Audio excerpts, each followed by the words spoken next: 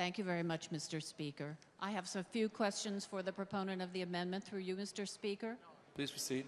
Thank you so much.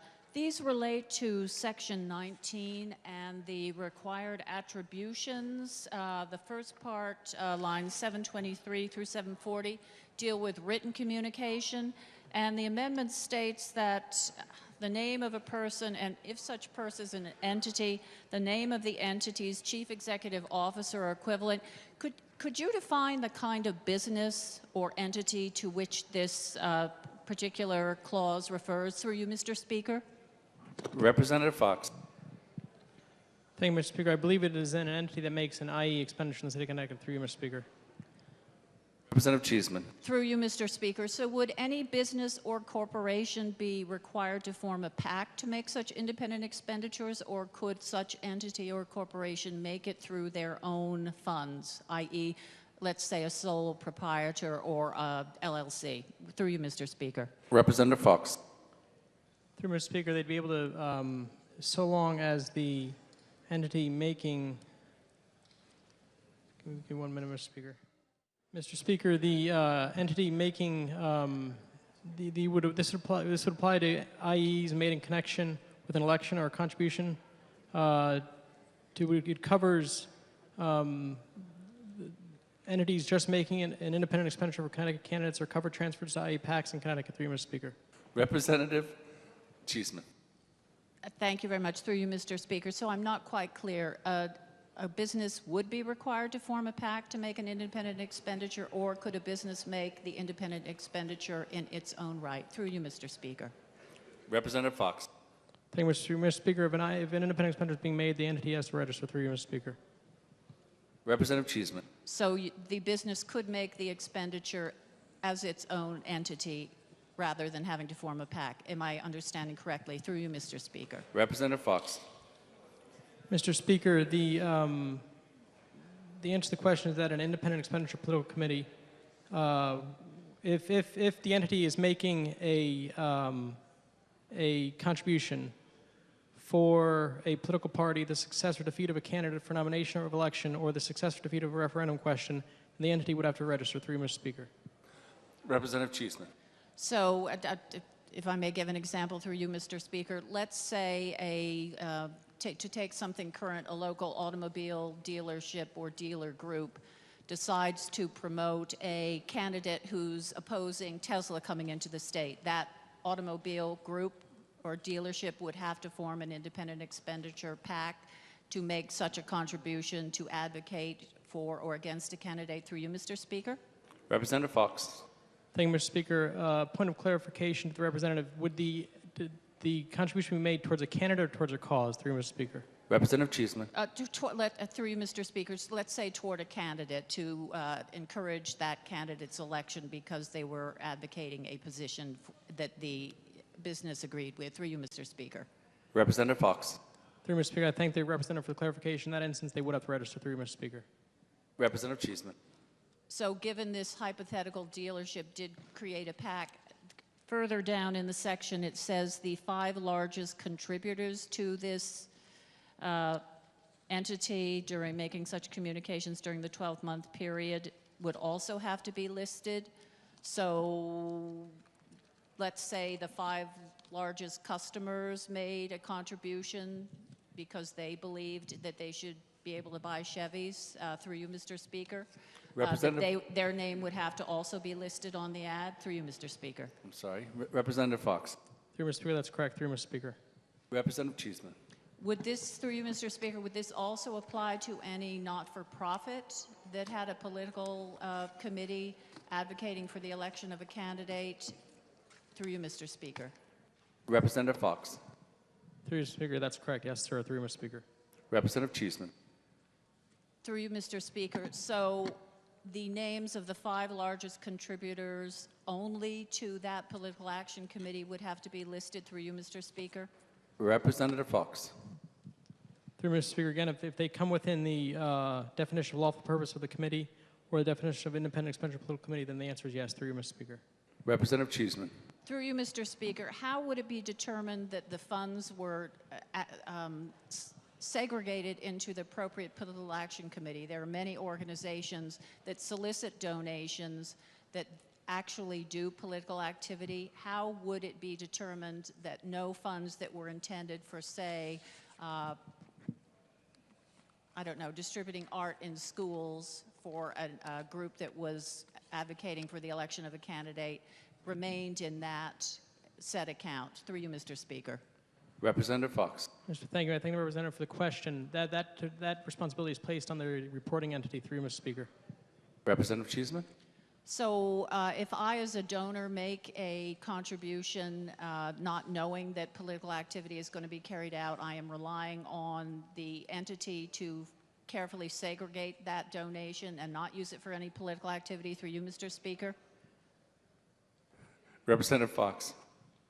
That's correct. Yes, through you, Mr. Speaker. All right. Going on to the next section, I think, which relates to audio ads. Again, I am the entity's chief executive officer or equivalent. This message was made independent of any candidate. So again, the same attribution would be required this time in audio form from the chief executive of the entity that had the political action committee. Through you, Madam Speaker.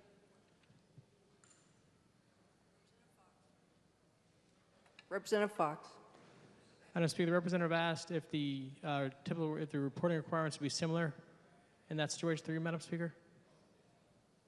That is correct, Madam Speaker. That was my question. Thank you.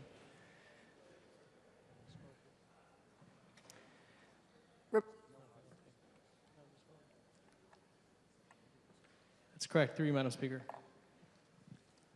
Representative Cheeseman. And through you, Madam Speaker, would this need to be the actual voice of the chief executive officer or equivalent of the entity, or could an electronically generated voice or an actor's voice be used? Through you, Mr. Speaker, Madam Speaker.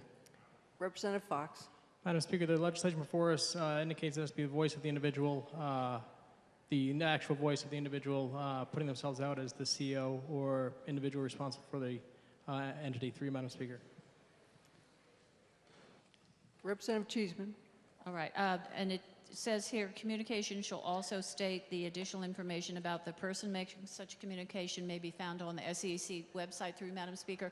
What additional information about that person would be required to be placed on the SEC website? Through you, Madam Speaker. Representative Fox. Through Madam Speaker, I thank the representative for the question. I believe it requires the name, the entity from which they are from, and the business address of the entity. Through you, Madam Speaker. Representative Cheeseman. Through you, Madam Speaker. And would any additional information be required to be placed either in the ad or on the SEC website of the 5 largest contributors to the PAC? Through you, Madam Speaker. Representative Fox. Through Madam Speaker, no. Through Madam Speaker. Representative Cheeseman. So if I understand correctly, through you, Madam Speaker, it is only the name, the business address, et cetera, of the chief executive officer of the entity that would be found in the ad and on the SEC website. Through you, Madam Speaker. Representative Fox. Through Madam Speaker, I believe that's correct. Through Madam Speaker. Representative Cheeseman. Would the chief executive officer be required to file any affidavits or something certifying that the funds that were used were solely from the segregated account relating to the PAC? Through you, Madam Speaker. Representative Fox. Through Madam Speaker, I believe that the only thing they filed is the documents with the SEC. Through you, Madam Speaker. Representative Cheeseman. Through you, Madam Speaker. And in the documents that are filed with the SEC, what details are contained that would relate to these expenditures? Through you, Madam Speaker.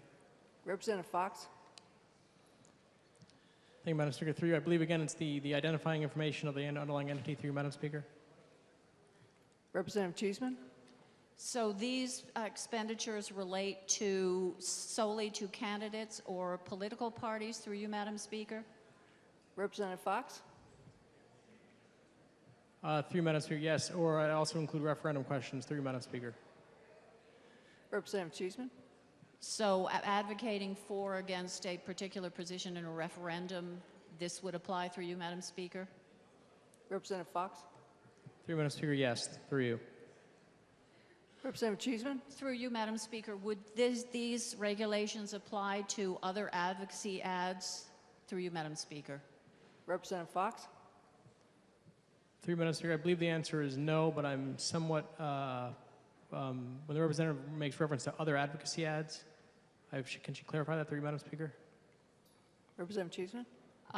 Through you, Madam Speaker, let's say one were advocating for safer driving or better recycling or something along those lines. Through you, Madam Speaker. Representative Fox.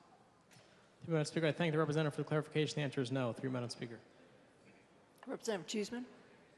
Through you, Madam Speaker, I understand when we pass legislation, we look at the fiscal impact upon the state. Have we looked at the fiscal impact upon the entities that may be using their funds to make these expenditures? Through you, Madam Speaker. Representative Fox. 3 minutes, Speaker. I have not. Through you. Representative Cheeseman. And in the $70,000 cap, I believe, are these funds that would go toward producing these ads, et cetera, included in that $70,000 cap? Through you, Madam Speaker. Representative Fox.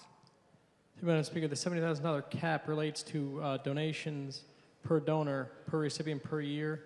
Through you, so I believe the answer may be, depending on how you interpret that, no, Madam Speaker. Through you. Representative Cheeseman. Through you, Madam Speaker, how are these expenditures tracked? Through you, Madam Speaker. Representative Fox. Thank you, Madam Speaker. Through you, the filing entity will track the expenses. Through you, Madam Speaker. Through you, Madam Speaker, if I understand correctly, so upon the formulation of this particular independent expenditure organization, similar to candidate committees, there would be quarterly initial filings, quarterly filings. Am I correct, Madam Speaker? Through you, Madam Speaker. Representative Fox. 2 minutes, Speaker. That is correct. 3 minutes, Speaker. Representative Cheeseman. Thank you very much, Madam Speaker. I want to thank the proponent for his answers to these questions. Thank you.